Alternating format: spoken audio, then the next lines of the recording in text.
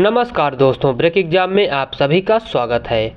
एक बार फिर से हम आपके सामने ज्योग्राफी का एक बहुत ही महत्वपूर्ण टॉपिक भारत की स्थिति लेकर उपस्थित हुए हैं और इससे जुड़े हुए महत्वपूर्ण एमसीक्यू क्वेश्चन हम इस वीडियो में देखेंगे। तो लगभग 80 एमसीक्यू हम इस वीडियो में देखेंगे जो आपके यूपीपीसीएस, यूपीआरओ और यूपीएआरओ जैसी परीक्षाओं में पूछे गए हैं। तो चलिए वीडियो शुरू करते हैं। सबसे पहले यदि आप नए हैं तो हमारे चैनल को लाइक और सब्सक्राइब कर लें, जिससे आपको ऐसे ही वीडियोज़ डेली मिलते रहें। तो ये सभी जितने भी प्रश्न रहेंगे ये सभी आरओ और पीसीएस में पूछे गए हैं, इसलिए आप इनको थोड़ा अच्छे से देखिएगा। जो यूपी पीसीएस आरओ की तैयारी कर रहे हैं, उसके अलावा यदि कोई वनडे एग्जाम की तैयारी कर रहा है तो उसके लिए भी यह काफ़ी ज़्यादा इम्पोर्टेंट है। तो चलिए पहला प्रश्न देख लेते हैं। भारत का कौन सा भू आकृतिक विभाग प्राचीनतम है? यानी कि भारत का कौन सा भू आकृतिक विभाग सबसे पुराना है? तो सबसे पुराना इसमें दक्कन का पठार यानी कि प्रायद्वीपीय पठार है।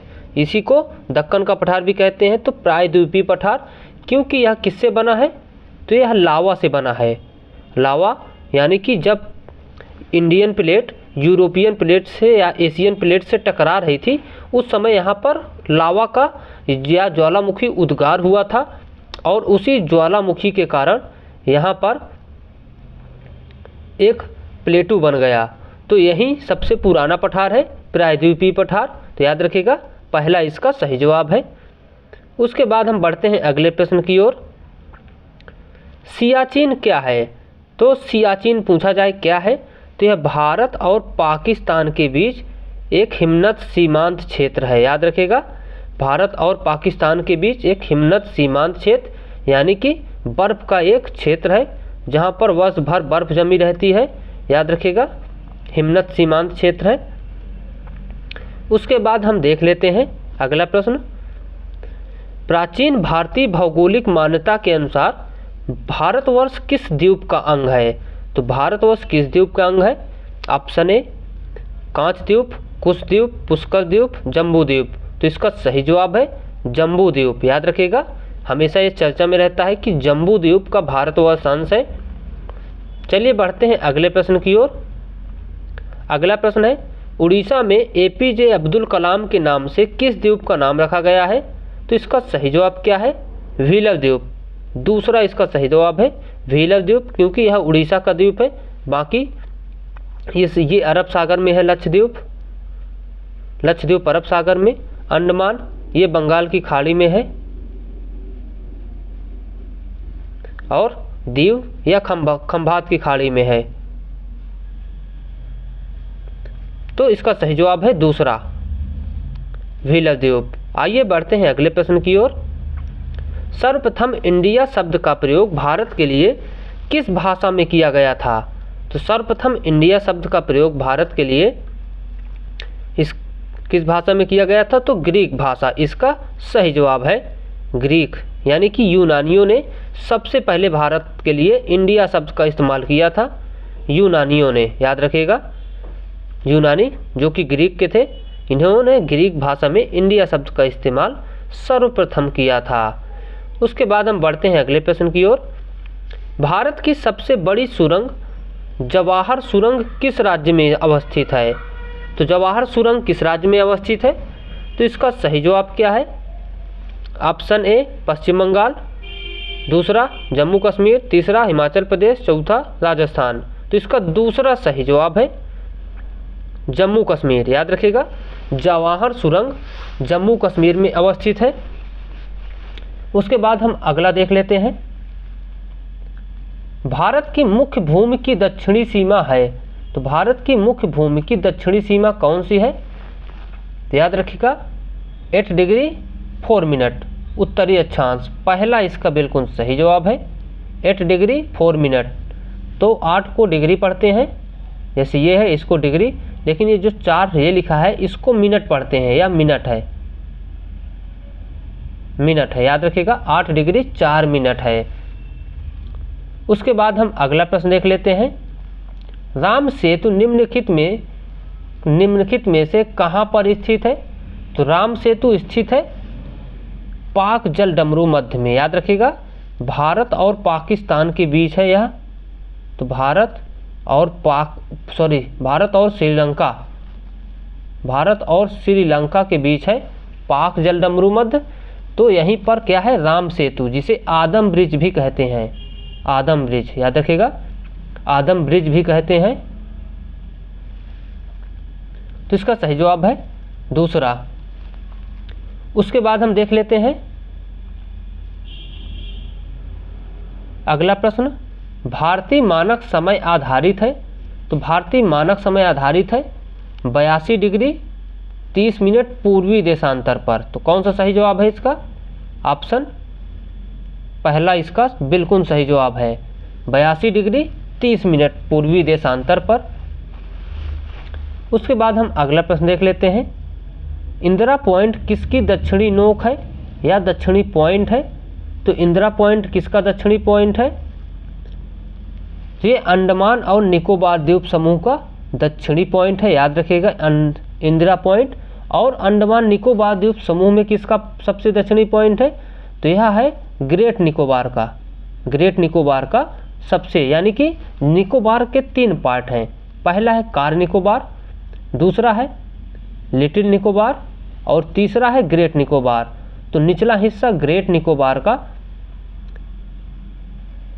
इंदिरा पॉइंट पार्ट है, याद रखिएगा। यहीं पर सबसे निचला पार्ट है इंदिरा पॉइंट, याद रखिएगा। कई बार अंदर से क्वेश्चन पूछे जा सकते हैं कि निकोबार में भी 3 टाइप में से किस टाइप में या कहाँ पर इंदिरा पॉइंट है? तो ग्रेट निकोबार में है। उसके बाद हम अगला प्रश्न देख लेते हैं, भारत का प्रामाणिक समय उस स्थान का स्थानीय समय है जो स्थित है। तो भारत की जो जीएमटी लाइन है वो कहाँ से गुजरती है? तो इसका ये इलाहाबाद के नैनी ज़िले से गुजरती है, याद रखिएगा, इलाहाबाद के नैनी के पास से। तो इलाहाबाद में एक नैनी क्षेत्र है, नैनी, ये वहीं से गुजरती है, याद रखिएगा। और देख लेते हैं, और जीएमटी भारत के कितने राज्यों से गुजरती है? तो भारत के 5 राज्यों से गुजरती है। इसकी ट्रिक क्या है? आंधी में छाता उड़ा, इसकी ट्रिक है आंधी में छाता ऊपर उड़ा, इसकी ट्रिक है। आंधी से आंध्र प्रदेश और छा से छत्तीसगढ़, ऊपर से उत्तर प्रदेश, उड़ा से उड़ीसा, 1 2 3 4 और में से मध्य प्रदेश। तो 5 राज्यों से होकर गुजरती है, याद रखिएगा।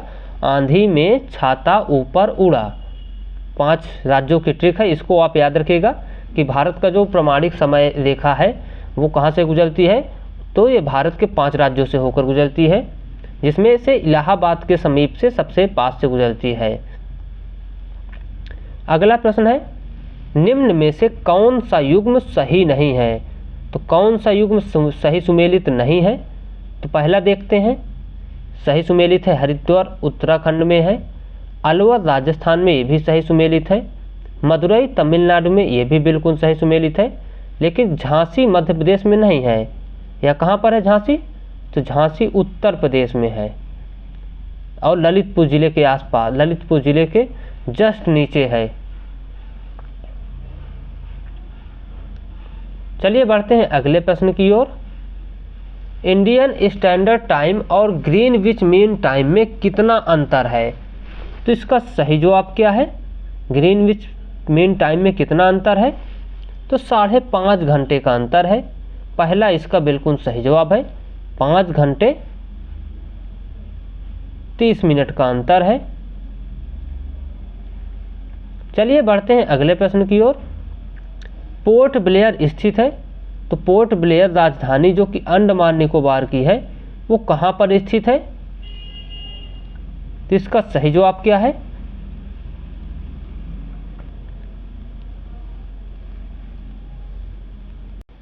साउथ अंडमान में, याद रखिएगा। इसका सही जवाब क्या है? साउथ अंडमान। चौथा इसका सही जवाब है, यहाँ पर देखिए लिखा हुआ नहीं है, यहाँ पर लोअर अंडमान लिखा है, लेकिन इसका तात्पर्य है साउथ अंडमान, क्योंकि लिटिल अंडमान सबसे नीचे है। तो लिटिल अंडमान इसका सबसे नीचे है, यहाँ पर है, एक मिनट, यहाँ पर है साउथ अंडमान।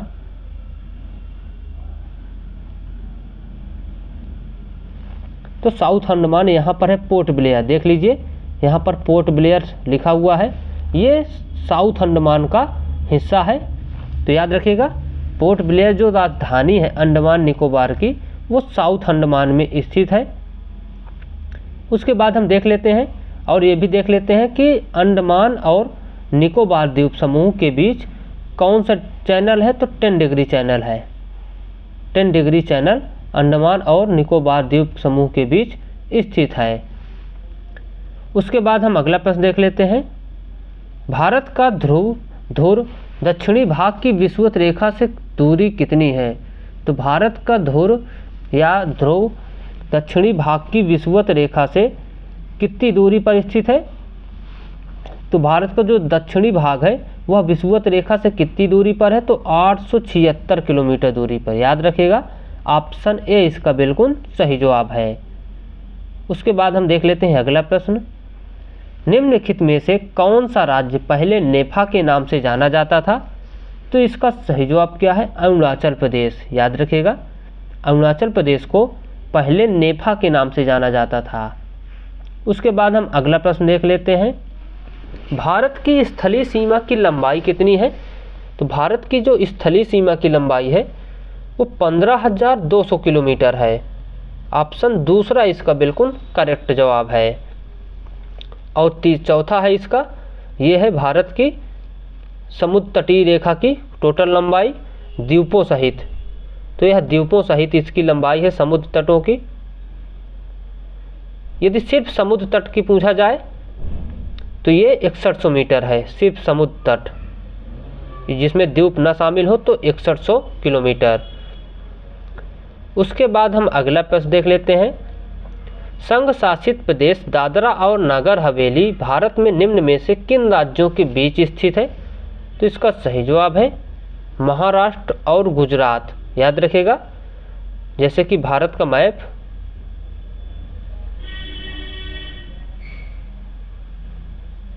ये हुआ, तो यहाँ पर दादरा और नगर हवेली स्थित है, ये यहाँ गुजरात हुआ और यहाँ पर महाराष्ट्र हुआ। इन दोनों राज्यों के बीच में दादरा और नगर हवेली उपस्थित है। अगला प्रश्न है, द्वीपों सहित भारत के तट रेखा की लंबाई कितनी है। तो द्वीपों सहित भारत के तट रेखा की लंबाई है 7516.5 किलोमीटर। तो द्वीपों सहित 7516.5 किलोमीटर लंबाई है। उसके बाद हम अगला प्रश्न देख लेते हैं, निम्नलिखित में से किस राज्य की सीमा से राजस्थान सटा हुआ नहीं है। तो किस राज्य की सीमा से राजस्थान सटा हुआ नहीं है। तो इसका सही जवाब क्या है, महाराष्ट्र। याद रखिएगा क्योंकि हरियाणा से इसकी सीमा लगती है, उत्तर प्रदेश से भी इसकी सीमा लगती है, गुजरात से भी इसकी सीमा लगती है, लेकिन महाराष्ट्र से इसकी सीमा नहीं लगती। याद रखिएगा महाराष्ट्र इसका बिल्कुल सही जवाब है। उसके बाद हम अगला प्रश्न देख लेते हैं, भारत की उत्तर से दक्षिण की लंबाई कितनी है। तो उत्तर से दक्षिण की लंबाई ये 3214, 2933 और 3214। तो उत्तर से दक्षिण की लंबाई है।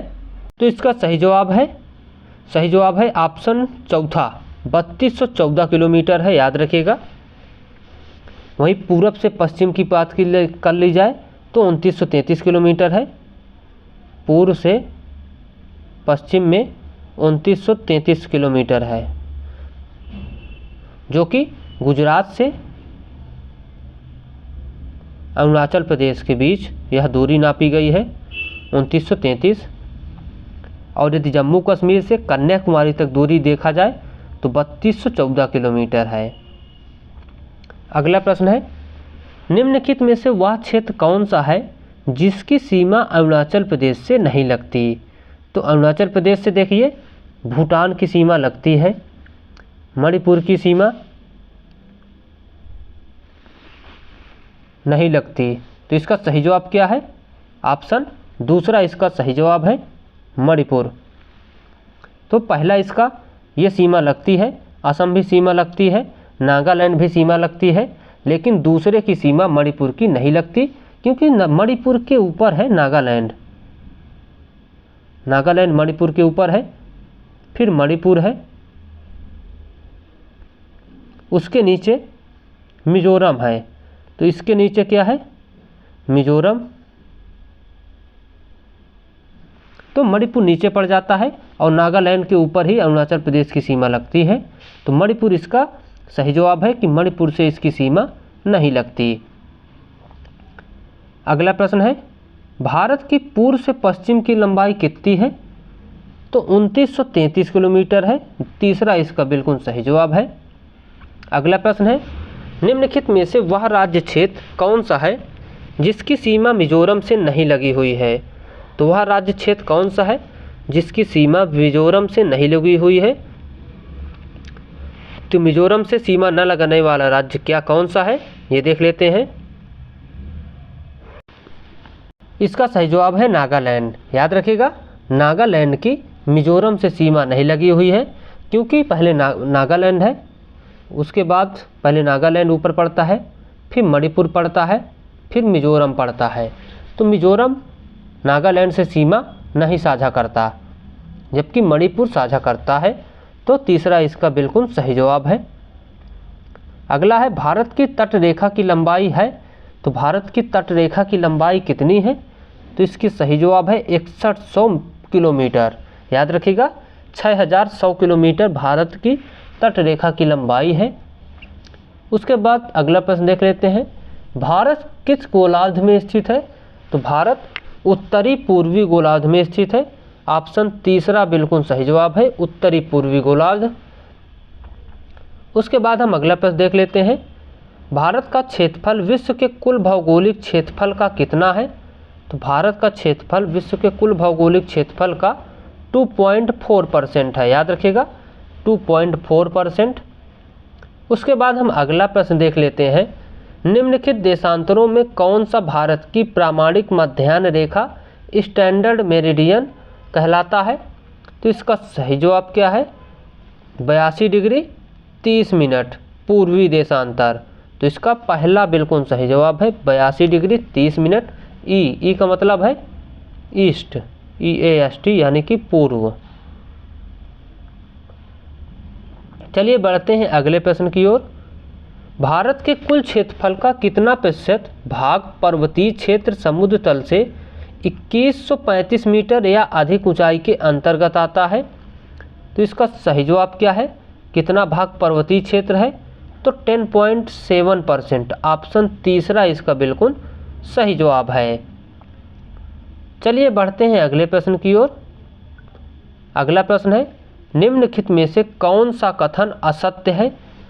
तो पहला है, पाक जलसंधि भारत और पाकिस्तान के बीच स्थित है। तो इसका पहला ही गलत है, पाकिस्तान नहीं, ये श्रीलंका के बीच स्थित है। तो पहला ही इसका असत्य होगा, तो पहला इसका बिल्कुल असत्य जवाब है। उसके बाद बाकी दूसरा इसका सही है।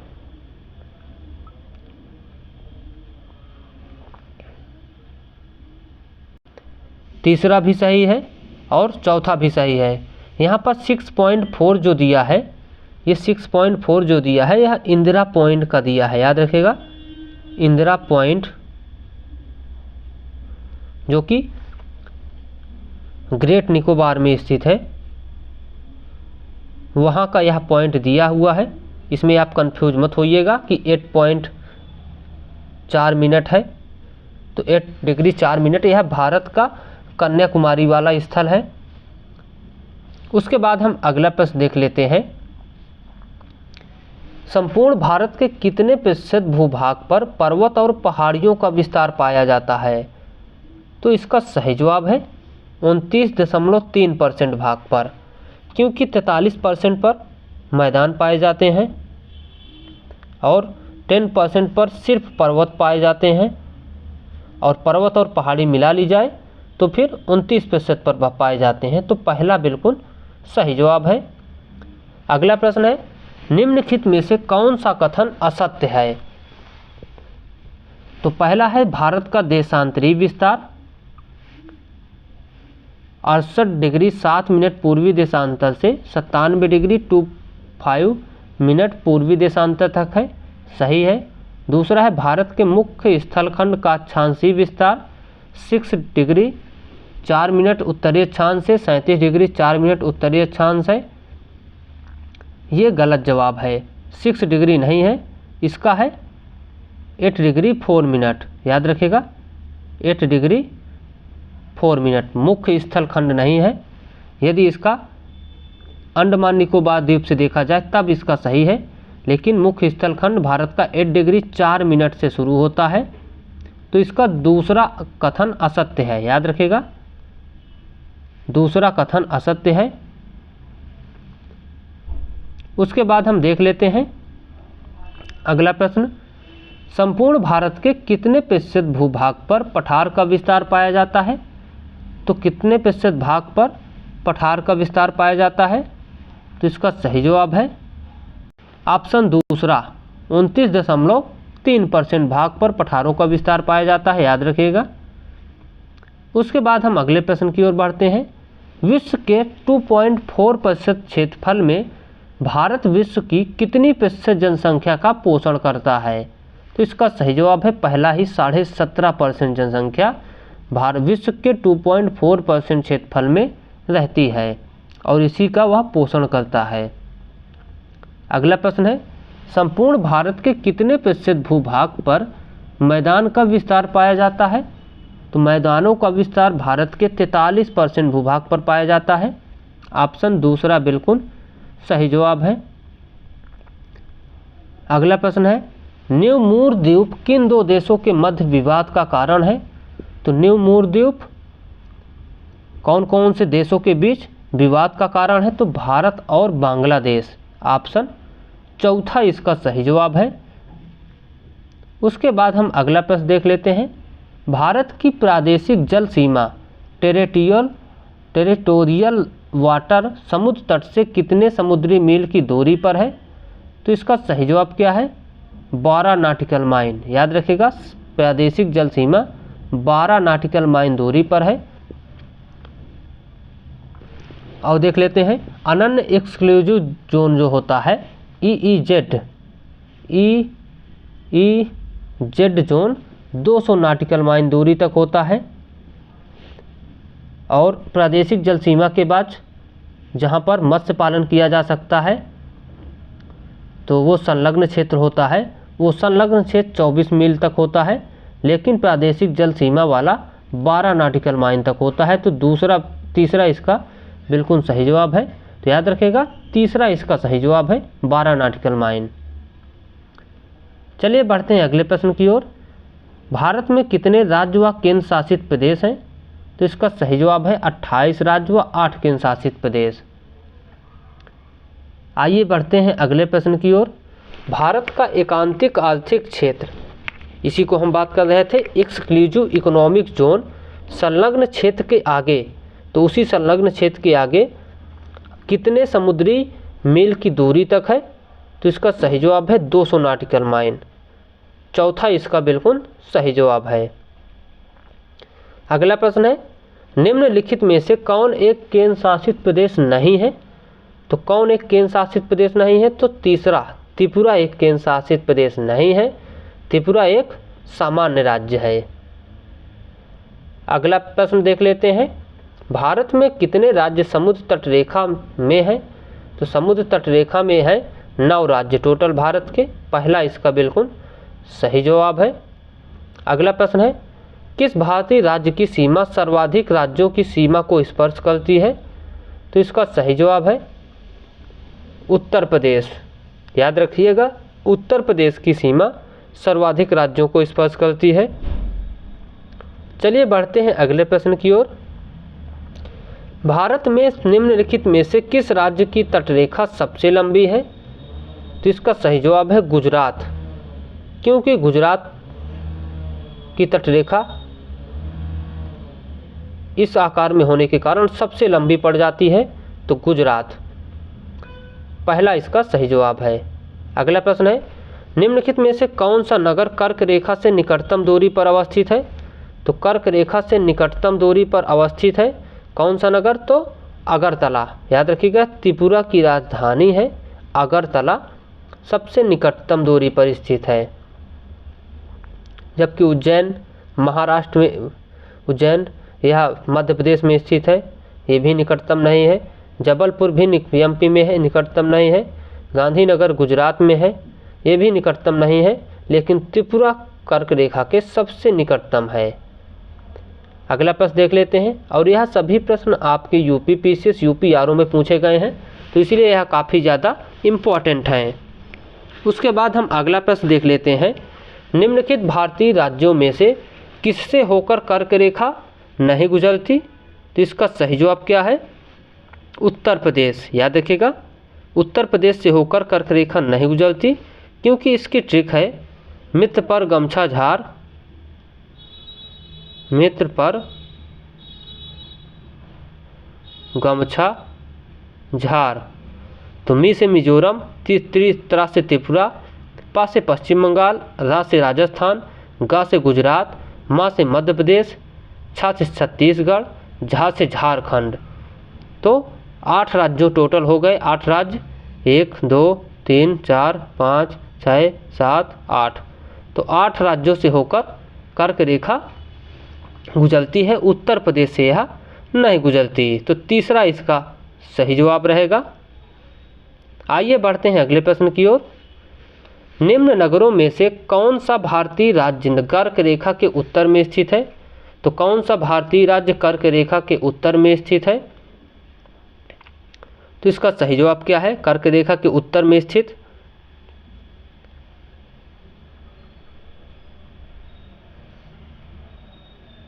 मणिपुर।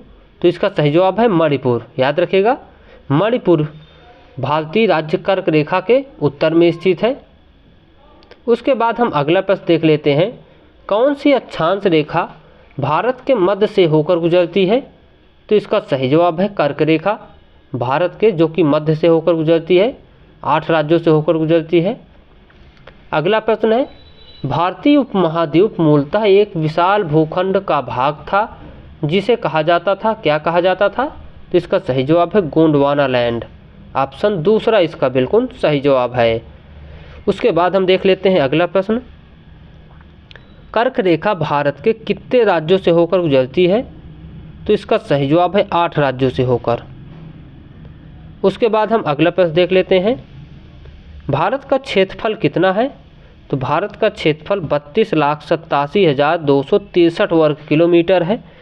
याद रखिएगा, पहला इसका बिल्कुल सही जवाब है।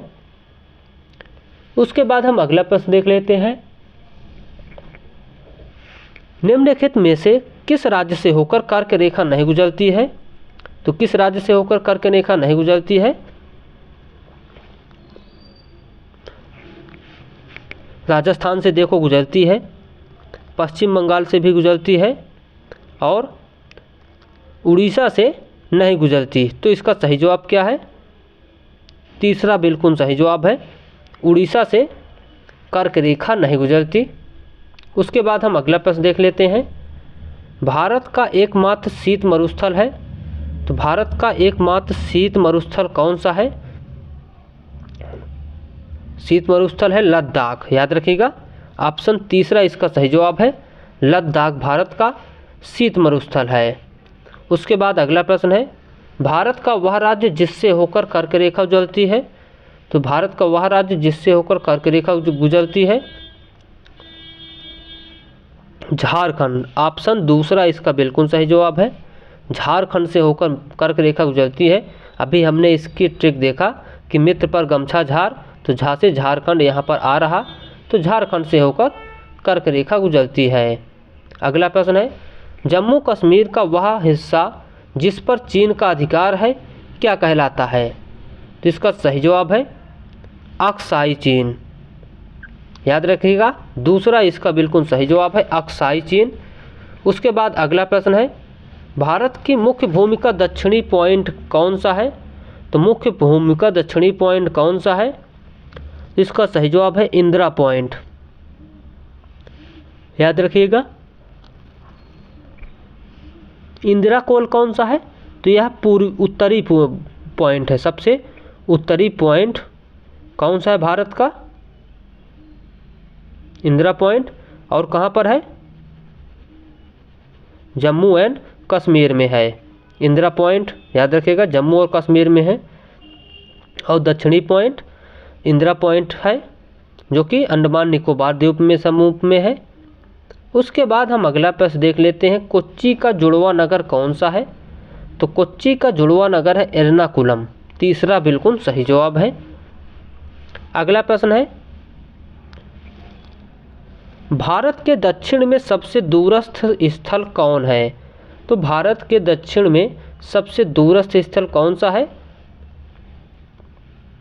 इंदिरा पॉइंट है। याद रखिएगा, कई बार यह आपके परीक्षाओं में पूछा गया क्वेश्चन है, इसलिए हो सकता है आपको 2 से 3 बार यह क्वेश्चन मिल जाए, लेकिन सभी अलग अलग परीक्षाओं में पूछा गया है, जैसे कि UP PCS, MP PCS, UP RO, ARO, तो इन जैसी एग्जामों में कई बार रिपीटेड क्वेश्चन है।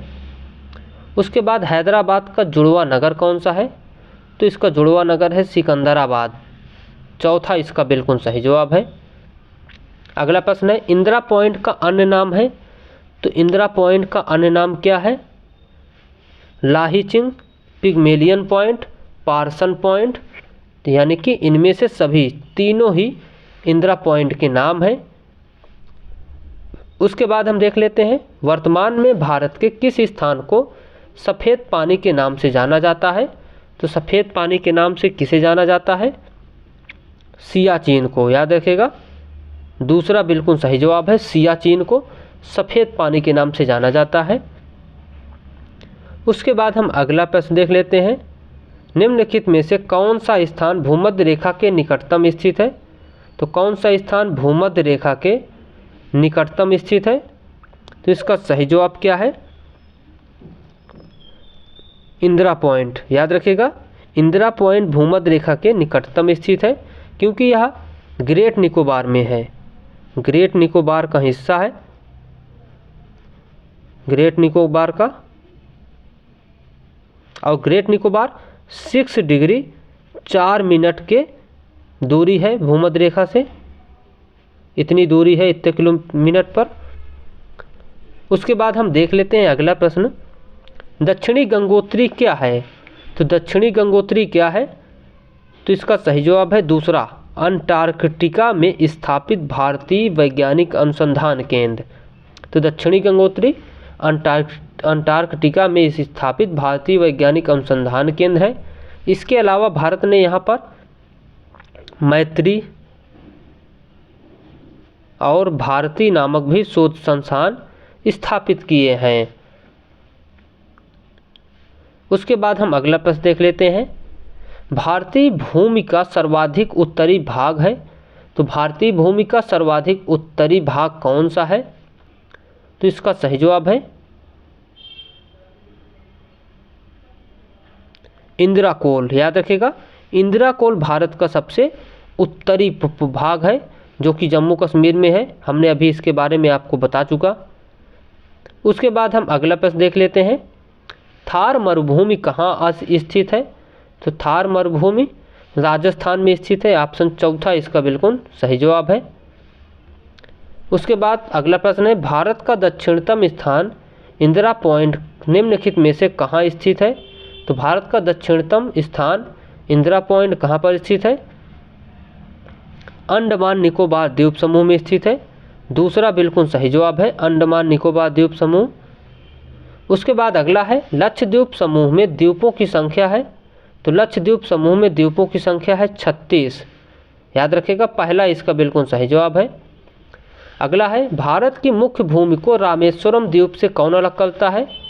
तो भारत की मुख्य द्वीप को रामेश्वरम द्वीप से कौन अलग करता है? तो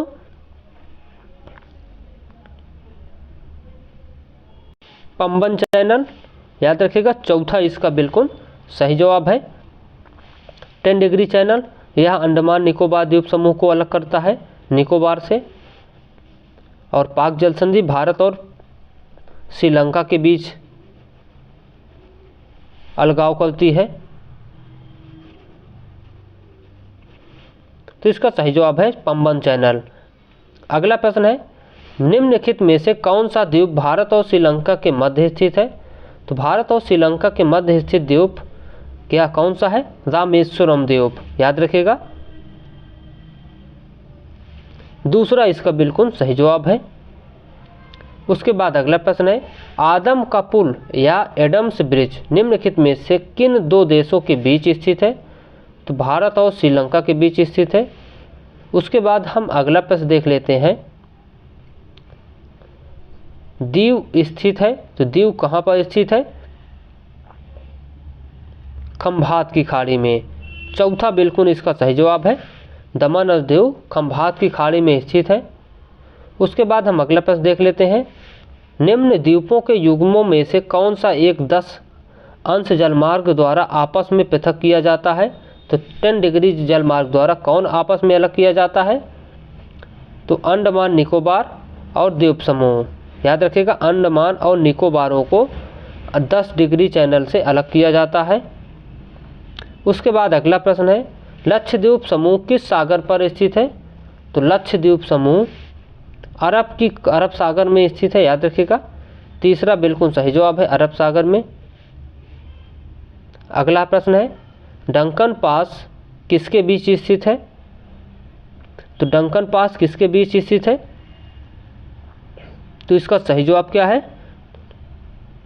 पहला इसका बिल्कुल सही जवाब है, दक्षिणी अंडमान और छोटा अंडमान के बीच डंकन पासेज स्थित है।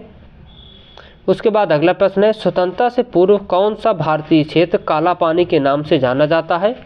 तो स्वतंत्रता से पूर्व कौन सा भारतीय क्षेत्र काला पानी के नाम से जाना जाता है? तो इसका सही जवाब है अंडमान निकोबार द्वीप समूह, याद रखिएगा। चौथा बिल्कुल सही जवाब है। अंडमान निकोबार द्वीप समूह में आज भी जेलें बनी हुई है, जहां पर लोगों को एक काल कोठरी के अंदर बंद कर दिया जाता था। उसके बाद अगला प्रश्न है, श्रीलंका को भारत से पृथक करती है? तो कौन सी चीज़ श्रीलंका को भारत से पृथक करती है? तो इसका सही जवाब का कौन सा है?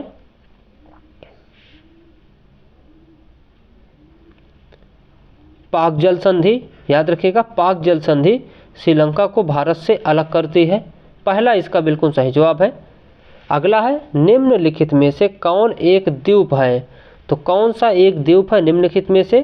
तो इसका सही जवाब क्या है? दीव, याद रखिएगा। दीव एक द्वीप है, याद रखिएगा। उसके बाद अगला प्रश्न देख लेते हैं, भारत और चीन के बीच सीमा बनाने वाली रेखा कौन सी है? तो मैकमोहन रेखा है। वहीं डूरंड रेखा भारत और अफगानिस्तान के बीच सीमा रेखा का निर्माण करती है। उसके अलावा रेड क्लिफ रेखा भारत और पाकिस्तान के बीच सीमा रेखा का निर्धारण करती है। उसके बाद अगला प्रश्न देख लेते हैं, न्यू मूर द्वीप कहाँ स्थित है? तो ये अरब सागर में स्थित है, बंगाल की खाड़ी में स्थित है।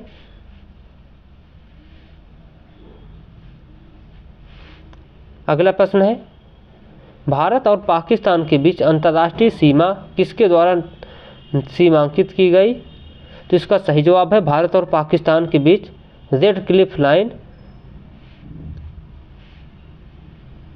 तो इसका सही जवाब है रेड क्लिफ लाइन। उसके बाद हम देख लेते हैं अगला प्रश्न, भारतीय क्षेत्र में स्थित दो ज्वालामुखी द्वीप कौन है? तो दो ज्वालामुखी द्वीप बायरन द्वीप और नारकोंडम है। जैसे कि यह भारत हुआ तो यहाँ पर बायरन द्वीप है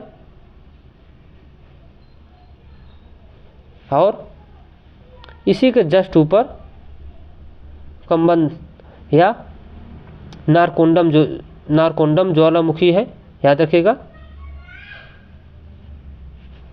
तो पहला है बायरन द्वीप या बायरन ज्वालामुखी, जो कि सशक्त ज्वालामुखी है, और बायरन उसके अलावा नारकोंडम ज्वालामुखी सुषुप्त ज्वालामुखी है। तो दोस्तों वीडियो में आज के बस इतना ही, मिलते हैं आपसे फिर से नए वीडियो में। Thank you. यदि आपको वीडियो पसंद आया हो तो प्लीज़ चैनल को लाइक और सब्सक्राइब जरूर कर लें। Thank you, bye.